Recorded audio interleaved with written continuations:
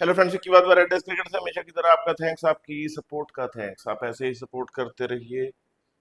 हमारी कोशिश है वीडियो लेके आते रहिए।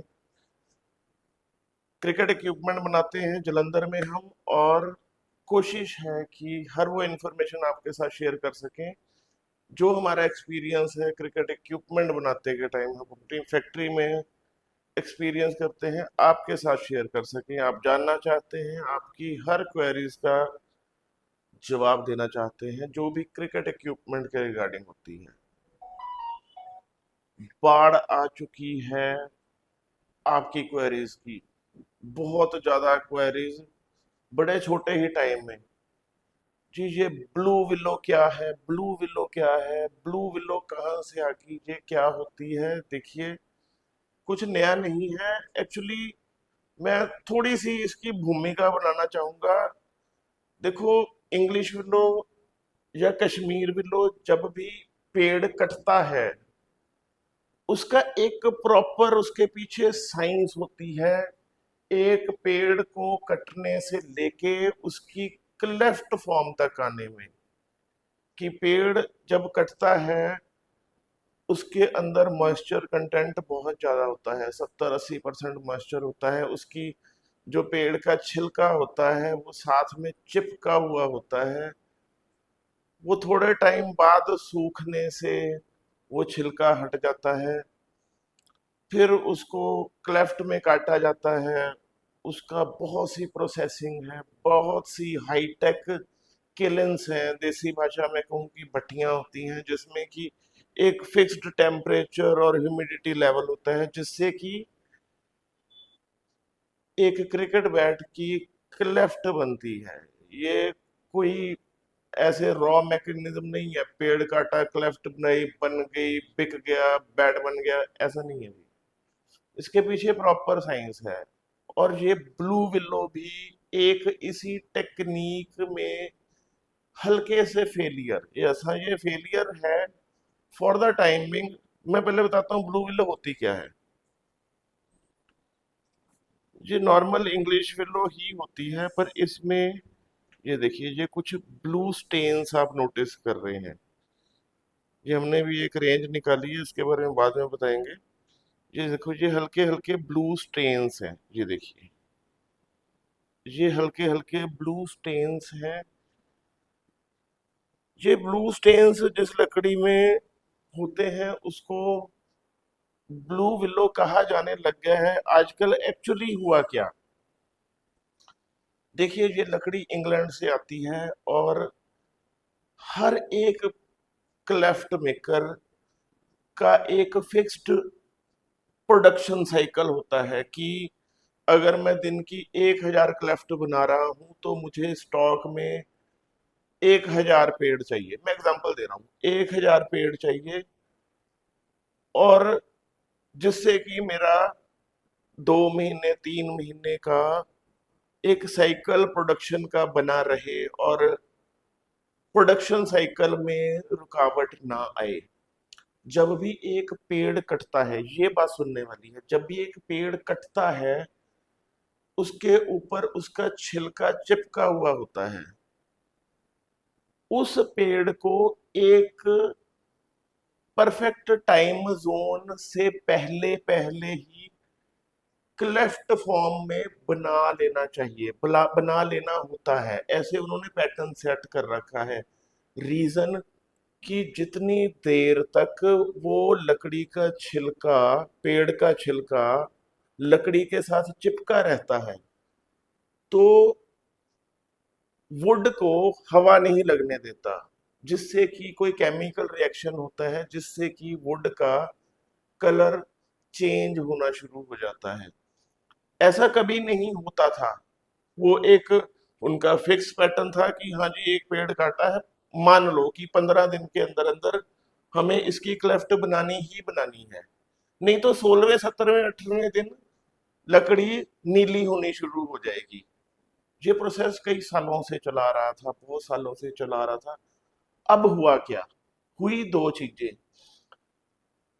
वो जो 15 दिन का स्पैन था वो फेल हो गया। कैसे? Global warming. आप देख रहे हैं यूरोप में पहले गर्मी नाम की कोई चीज नहीं होती थी, अब वहां पे त्राहिमाम हुआ पड़ा है कि गर्मी होगी, 42 डिग्री 43 डिग्री हो गया। वो जो एक 15 दिन का टाइम था, मैं एग्जांपल दे रहा हूँ कि ऐसे नहीं है कि 15 दिन ही होगा। वो जो 15 दिन का टाइम था वो ज्यादा पड़ना शुरू हो गया। सडनली नोटिस हुआ कि यार ये तो गर्मी की वजह से जो 15 दिन का टाइम पीरियड है वो 10 या 11 दिन का होना चाहिए, क्योंकि 15वें दिन तो वोट ब्लो होना शुरू हो चुका है। एक ये रीजन था जिससे कि वुड ब्लू होनी शुरू होगी। दूसरा रीजन, पिछले एक आध साल से काम बहुत स्लो है। काम, हर बिजनेस में अप्स एंड डाउन आते रहते हैं, 2 4 साल अप्स के रहते हैं, एक आधा साल डाउन का रहता है, जो कि अनप्रडिक्टेबल होता है। काम में, धंधे में ऊपर नीचे की प्रोडिक्शन करना बहुत ज्यादा टफ है। मैं उसका रीजन कुछ ये भी मानता हूँ कि जिस हिसाब से बिजनेस प्लान किया गया था वैसा बिजनेस हुआ नहीं। यार्ड्स से माल निकला नहीं, पेड़ों के ढेर लग गए, ऊपर से ग्लोबल वार्मिंग। जो ये टाइम पीरियड था एक पेड़ के कटने से उसकी क्लेफ्ट बनने तक का, वो सारा हिल गया, वो सारा मेस्ड अप हो गया। उस वजह से क्या होना शुरू हो गया कि कुछ पेड़, वैसे तो हर बिजनेसमैन या हर बनाने वाला, हर व्यापारी कम से कम घाटा खाना चाहता है, उसके लिए इमीडिएट एफर्ट मारता है, बट ड्यू कोर्स कुछ ना कुछ हल्का फुल्का नुकसान हो जाता है। इस केस में सिर्फ नुकसान हुआ है अपीयरेंस का। ये वुड में हल्के से ब्लू स्टेन्स ही आए हैं, जो कि एक बैट की दिखावट, जो बैट की अपीयरेंस इफेक्ट कर रहे हैं, क्वालिटी में इसका कोई इफेक्ट नहीं है। हमने भी मंगाई है, क्यों? क्योंकि एक थोड़ा सा, बहुत नहीं, थोड़ा सा सस्ता वेरिएंट आपको ऑफर कर सकें। रीजन कि ये ब्लू स्टेन ने इन क्लेफ्ट्स को थोड़ा सा डी वैल्यू कर दिया है।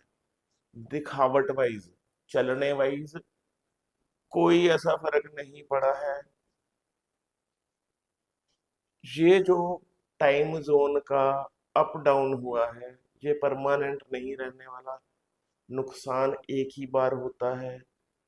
इस साल से अगले साल से जो पैटर्न है, बिजनेस मॉड्यूल्स हैं, प्रोडक्शन मॉड्यूल्स हैं, वो सब रीशफल हो चुके हैं। एग्जाम्पल के लिए वो 15 दिन का टाइम जोन 10 दिन का रख लिया गया है, सो दैट कि ऐसा नुकसान ना हो। आई रिपीट कि ये सिर्फ मैटर ऑफ कॉस्मेटिक्स है। हल्का सा ब्लू स्टेन वुड में रहता है, परफॉर्मेंस वाइज इसमें कोई फर्क नहीं है। तकरीबन हर कंपनी ये ब्लू विलो के बैट बना रही है, क्यों? क्योंकि अवेलेबल है मार्केट में और एक सस्ते वेरिएंट के रूप में अवेलेबल है। तो इंग्लिश विलो की प्राइस जो बेतहाशा बढ़ी हुई है, उसमें एक छोटी सी आशा जगी है कि कुछ टाइम के लिए, क्योंकि अगले सालों से देखो, गलती एक बार होती है, बार बार नहीं होती। व्यापारी ये बंदे अगले, उन्होंने वो बिजनेस पैटर्न सेट कर लेना, उन्होंने वो घाटा खाने के लिए थोड़ी बैठे हुए हैं। तो जब तक ये अवेलेबल है, ये ब्लू विलो आप ले सकते हैं। Technically, quality wise, performance wise किसी चीज का कोई फर्क नहीं है। मैं उम्मीद करता हूँ आपको थोड़ी सी बात समझ लगी हुई होगी।